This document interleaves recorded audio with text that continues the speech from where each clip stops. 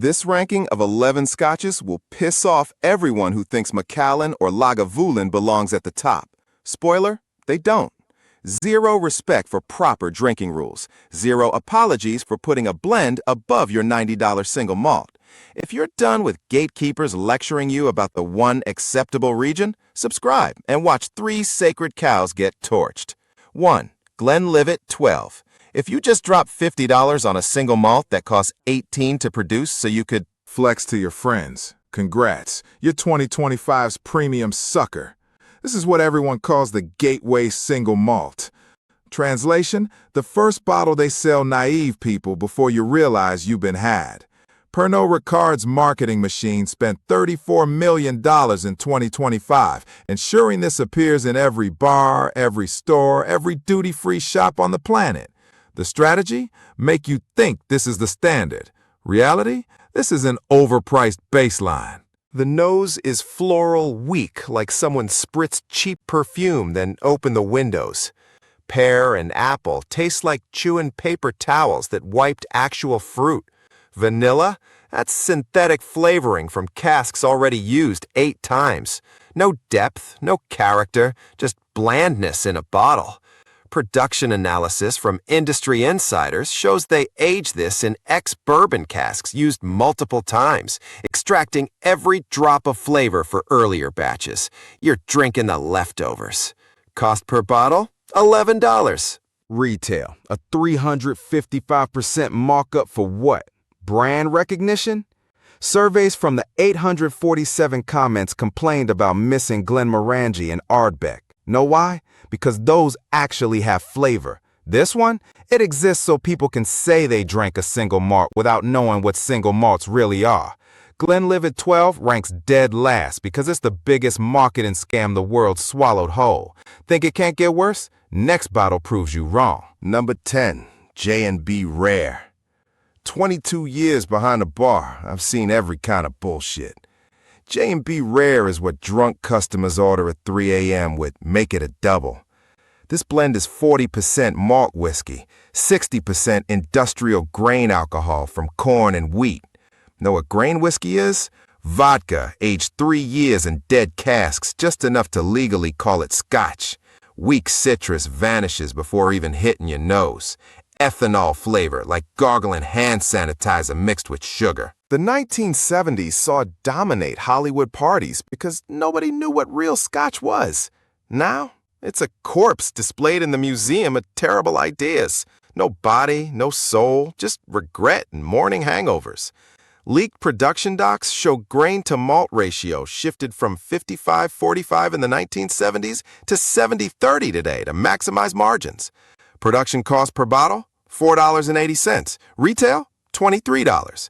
You're paying for 1982 Super Bowl ads, not whiskey. Its only strength? Nostalgia. Smooth enough to serve guests who know nothing about Scotch, and cheap enough to buy by the case. Flavor-wise, a wallflower in a room full of single malts. Its legacy is more cultural than culinary. J&B Rare earns this spot because no amount of retro charm rescues a body this bland. Bland just happened. Now bland meets fraud. Cutty Sark. That bright yellow label was designed to grab attention like casino neon. Named after a 19th century clipper ship symbolizing adventure. The liquid inside? Zero adventure. It's stagnant seawater from that ship's bilge. Flavor? Thin as wet tissue paper with watered-down lemon. Sweetness tries hiding rough grain burn, like using fake cologne to mask gym stench. Texture waterier than fourth steep green tea. Finish vanishes faster than a politician's campaign promise. Drinking Cutty Sock is like licking a 9-volt battery at 20% charge while someone sprinkles cheap sugar. On it. Light, yes, but not refreshing. More like someone watered down whiskey to meet a quota. Cutty Sark built fame in mid-century America, riding the 1950s-60s cocktail boom. It looks sleek on bar carts and mixes cleanly into Scotch sodas. But times changed. Modern palates expect complexity, richness, balance. Cutty simply doesn't deliver. Market research shows only 8% of millennial Scotch drinkers rate it above acceptable for mixing only. Gen Z? 3%. This is Scotch that looks fancier than it tastes. Light beer of the whiskey world. Easy to drink, impossible to remember.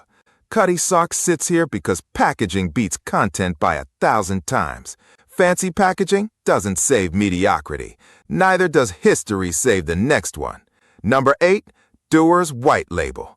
In 1899, Dewar's pioneered bringing Scotch to America. It has lineage, legacy, royal warrants. Today, a pale shadow gasping in supermarket aisles. Studying whiskey history for 30 years, I know original Dewar's used 40-plus carefully selected single malts from Highlands and Islands. Modern version? Dropped to 15-20 malts maximum. Grain content pushed to 75% to meet global demand. You're not drinking heritage, you're drinking quarterly earnings reports. Aroma promises honey and vanilla. Palate delivers grain alcohol with a malt whisper, like hearing classical music through a 1995 flip phone. Smooth? Yes, the way water is smooth. Nothing to explore, nothing to savor. For decades, Dewar's traded on prestige and that Scottish gentleman image. Still a staple at hotel bars and golf clubs, mostly from habit, not passion. Old craftsmanship that once defined it got sacrificed for volume and shelf visibility. Sales data shows 6.8 million cases globally, but average drinker age is 58. Millennial penetration rate? 11%. At best, it's mild and inoffensive. At worst, forgettable. Dewar's White Label ranks low because time honored the name but betrayed the flavor. Heritage betrayed. Next, mediocrity embraced. 12. Ballantine's Finest. Ballantine's Finest proves everything is fleeting and meaningless. It appears everywhere, a reminder that mediocrity is the human condition.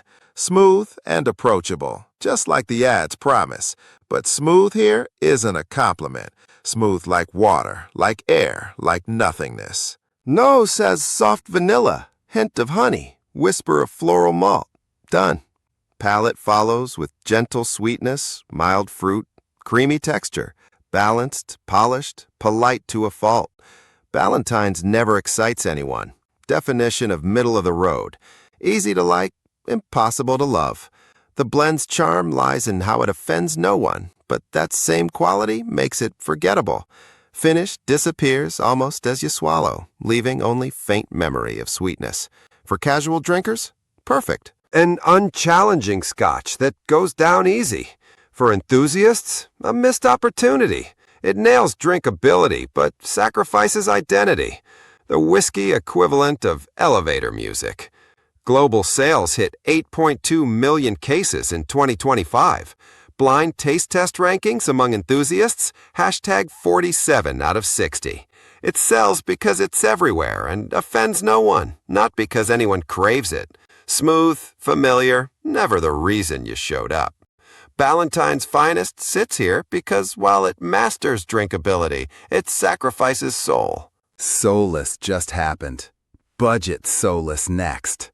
Number 6, Clan MacGregor. Clan MacGregor is for people who want to say I drink Scotch without actually drinking Scotch. The fake credit card you flash at bars to look important. Its sole mission? Make Scotch accessible, and it does that brilliantly, at the cost of everything else. One of America's top-selling budget scotches, sitting between plastic vodka and mid-tier bourbon on shelves. But affordability comes with compromise. Nose faintly sweet like wet cotton candy. Body light and watery. Finish short but fiery. Not terrible, but never impressing anyone who's tasted anything better. To be fair, Clan MacGregor knows its audience. Folks wanting quick, inexpensive drinks that won't offend. The Scotch for poker nights, dive bars, and people who prefer ice over aroma. There's even a faint apple note and wisp of malt if you dig deep enough. But make no mistake, this isn't a contemplative dram. It's functional. It exists so you can say you're drinking Scotch without committing to the experience. Target demographic?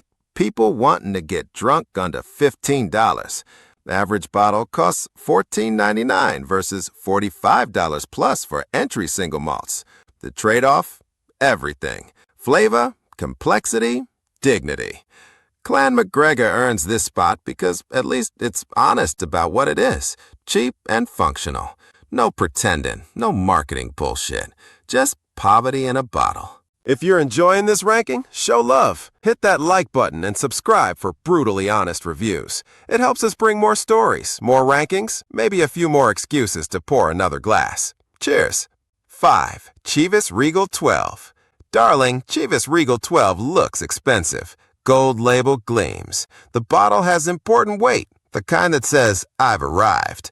For decades, it's been the gentleman's scotch, the gift for your boss. What you pull out at dinner parties to look refined. But behind that refined exterior lies whiskey that plays it too safe. The nose promises honey and apple, but the palate delivers mild sweetness, light smoke, and a short finish that exits faster than polite conversation at networking events. That doesn't mean Chivas is bad, it's just predictable. Engineered smoothness, crafted for harmony over complexity. The problem? Harmony sometimes feels like boredom. Still, Chivas remains a staple because it delivers consistency and respectability. You'll never offend anyone serving it, but you'll rarely impress either. Think of it as business casual scotch, well-pressed, well-behaved, utterly unadventurous. Brand positioning reveals Chivas spends $18 million annually on packaging design. Among corporate gift recipients who never buy it themselves, Chivas Regal 12 stays in the bottom half because while the bottom gleams, the liquid whispers. Respectability doesn't equal greatness. Next proves it. Number 4, Monkey Shoulder. Monkey Shoulder entered the scene like the cool kid, stylish, confident, ready to challenge the old guard. Marketed as blended malt instead of traditional blended scotch, it's a mix of single malts from Speyside distilleries, giving it smoother malt-forward charm. Flavor leans toward vanilla, toffee, and subtle spice. Creamy, rounded, ridiculously easy to drink. This is the whiskey you introduce to friends who say, I don't like scotch. But Monkey Shoulder's strength is also its ceiling. It's too easy. Lack of smoke or depth means it rarely lingers in memory. It's designed for cocktails, crafted to behave behind the bar rather than challenge your palate. For many, that's the point. A scotch that's social, not serious. The Brandon with that triple monkey charm appeals to younger drinkers, and the approachable price wins loyalty fast. Consumer surveys rank it number 1 among gateway whiskeys, 84% approval from first-timers. But in blind tastings among enthusiasts, it ranks 22 for depth. It's training wheels, not the actual bike. Average spend under $40 targets 25 to 40-year-olds. Monkey Shoulder earns this spot for being a gateway whiskey done right, playful, accessible, consistent, but not wise enough to stand among legends. Gateways lead somewhere actually worth arriving. Number 3, Glenfiddich 12. After 40 years drinking scotch, I've seen trends come and go like tide. Glenfiddich 12 delivers crisp green apple, fresh pear, honey. The palate balances malt sweetness, gentle oak, soft vanilla, like a craftsman who knows exactly where every nail goes. No peat? Doesn't need it. Not every whiskey has to punch you in the face. Critics call it predictable. I call it reliable. World's most awarded single malt, verified by Guinness World Records. Global sales in 2025, 14.2 million bottles. You don't achieve that with mediocrity. Glenfiddich 12 ranks in #3 because in a world full of gimmicks, honest craftsmanship still commands respect. It's not the loudest pour in the room, but it's the one everyone respects. Respect earned over decades. But respect isn't passion. Next to, pure passion. Talisker 10. Talisker 10 doesn't just taste like scotch, it tastes like Scotland. Distilled on the rugged Isle of Skye, this whiskey captures everything that makes the Highlands mystical. First sip hits with sea salt, peat smoke, and cracked black pepper, followed by waves of malt sweetness and warm, lingering finish. Briny, bold, unapologetically complex. The kind of whiskey that doesn't care whether you like. For many Americans, Talisker 10 is their first introduction to maritime whiskey, that wild, ocean-kissed style that feels alive. There's something elemental about it, like sipping a storm in a glass. The drink tells a story of sea spray, misty cliffs, and ancient fires. Those who love it really love it. Those who don't, never forget it. Either way, it commands respect. It's not built for cocktails or casual sipping. This is a statement whiskey for nights when you want to taste the edge of the world. Comments from 451 viewers repeatedly mention missing Islay malts. Know why? Because once you taste real peat, you can't go back to bland Spaysides. Strategic underproduction means demand exceeds supply by roughly 30%, keeping prices elevated and brand cachet intact. Bottle prices jumped 47% from 2019 to 2025, despite production costs only rising 18%. Mythology, carefully constructed, brilliantly marketed. And it works because the liquid delivers. Talisker 10 ranks number 2 because whether conspiracy or not, it earns every dollar through sheer intensity. Intensity impresses. But number 1 shouldn't exist by any rules. 2025. This is where I destroy everything you thought you knew about Scotch. Lagavulin 16 isn't just a drink, it's a pilgrimage. This Islay icon is the whiskey that separates casual sippers from true believers.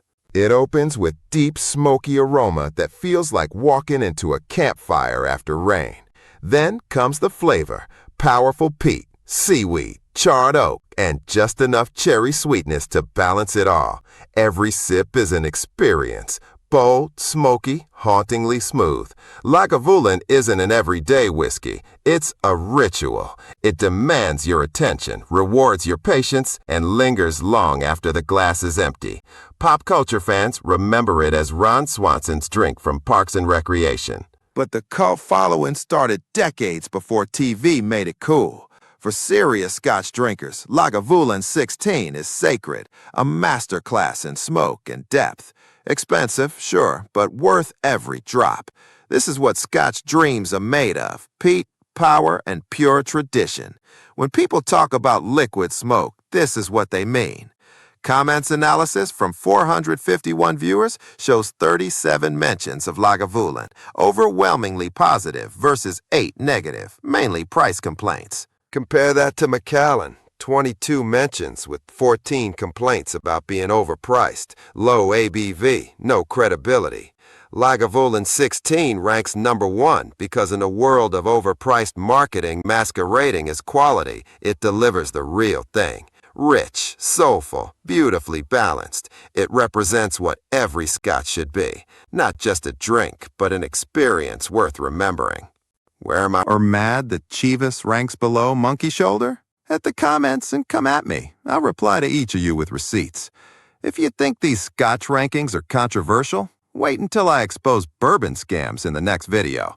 Subscribe if you want to see $150 brands exposed as rebranded $40 juice.